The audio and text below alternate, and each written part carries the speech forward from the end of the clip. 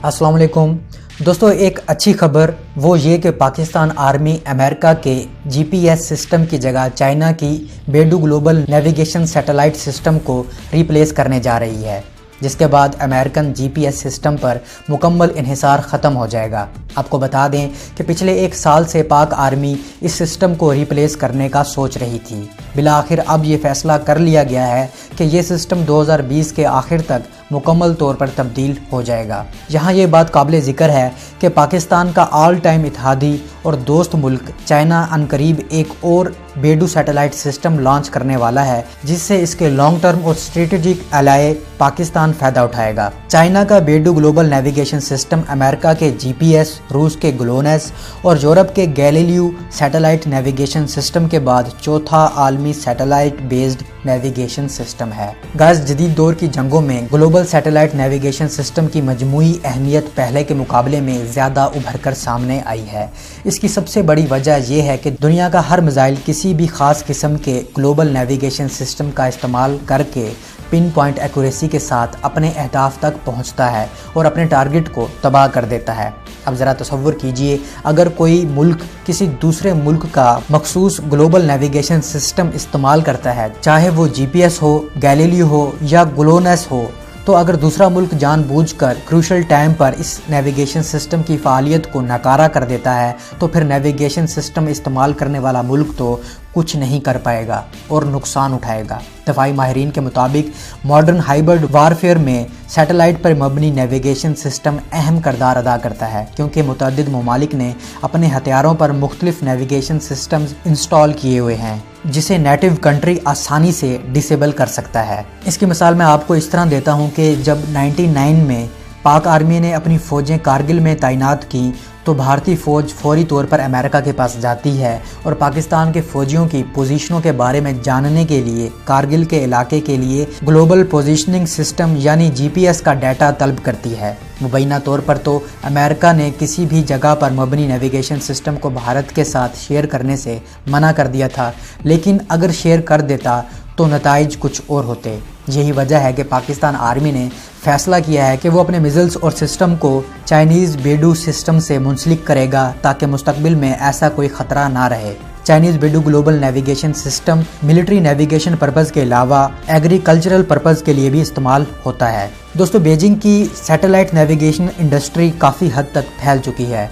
तवक्को की जा रही है कि रवां साल ये सनत बड़ी तेज़ी से 57 बिलियन अमरीकी डॉलर या 400 मिलियन युआन को पीछे छोड़ देगी। पाकिस्तान इस नेविगेशन सिस्टम का इस्तेमाल करके बहुत से मकासद हासिल कर सकता है, जैसा कि जीपीएस से मुकम्मल इन्हिसार ख़त्म करके नेशनल सिक्योरिटी की ज़रूरियात को महफूज बनाया जा सकता है। Commercial downstream satellite navigation industry build की जा सकती है, ताकि तेज़ी से फैलती हुई इस सनत से फ़ायदा उठाया जा सके। दोस्तों, ये बात काबिल ज़िक्र है कि पाक आर्मड फोर्सेस, जिसमें नेवी, पाक आर्मी और एयरफोर्स भी शामिल हैं, मुकम्मल तौर पर US based GPS navigation system को अपने मिसाइल्स और स्ट्रेटेजिक वेपन्स पर इंस्टॉल कर चुकी है। इसकी निस्बत पाकिस्तान का लॉन्ग टर्म पार्टनर चाइना बेडू की इन स्पेशल मराहत से इंजॉय कर रहा है, ख़ासकर डिफेंस सेक्टर में, जिसके लिए चाइना किसी भी दूसरे मुल्क पर मुनहसिर नहीं है। यही वजह है कि पाकिस्तान के दोस्त मुल्क ने बेडू नेविगेशन सिस्टम पर पाकिस्तान को गैर महदूद फौजी रसाई की इजाज़त दे दी है, जिसे सिर्फ चाइना की आर्मी ही इस्तेमाल करती है। आपको बता दें कि इससे पहले पाकिस्तान ये सैटेलाइट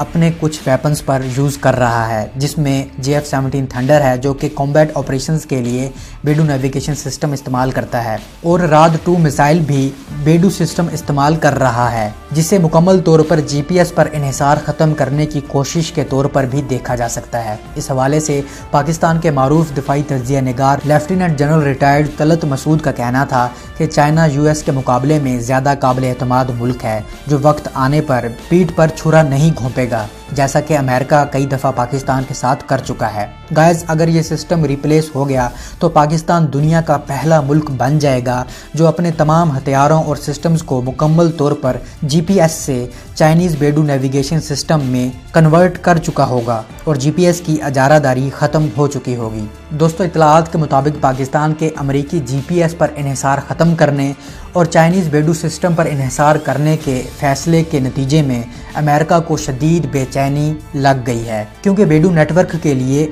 मिलिट्री ट्रायल मुकम्मल तौर पर कामयाब हो चुके हैं। लिहाजा चाइना दूसरे ममालिक को भी इस निज़ाम की पेशकश कर सकता है, जिससे अमेरिका के लिए दूसरे ममालिक की निगरानी करना मुश्किल हो जाएगा। इससे सिर्फ अमेरिका ही नहीं बल्कि इंडिया की भी नींदें हराम हो चुकी हैं, क्योंकि इस सिस्टम को हासिल कर लेने के बाद पाकिस्तान हर मूव के लिए आज़ाद होगा। इस हवाले से टॉप डिफेंस तज्जिया नगार का कहना है कि पाकिस्तान का ये फैसला बहुत अच्छा है, क्योंकि इंडिया और अमेरिका की स्ट्रेटेजिक शराकतदारी दिन ब दिन बढ़ती जा रही है, जिससे मुस्तकबिल में पाकिस्तान के लिए मुश्किलात खड़ी हो सकती हैं। दोस्तों, न्यूयॉर्क टाइम्स की 2018 की रिपोर्ट के मुताबिक पाकिस्तान वाहिद मुल्क है जिसे चाइना ने गाइडेंस सिस्टम के लिए मिसाइल्स, शिप्स, एयरक्राफ्ट्स और मिलिट्री सर्विस के लिए बिला रोक टोक इजाज़त दे रखी है। सबसे हैरत की बात यह है कि अमेरिका के GPS सिस्टम के 27 सैटेलाइट मैदार में हैं, रूसी ग्लोनास सिस्टम के करीबन 21 सैटेलाइट मैदार में हैं, यूरोप के गैलीलियो सिस्टम के 30 सैटेलाइट मैदार में हैं, जबकि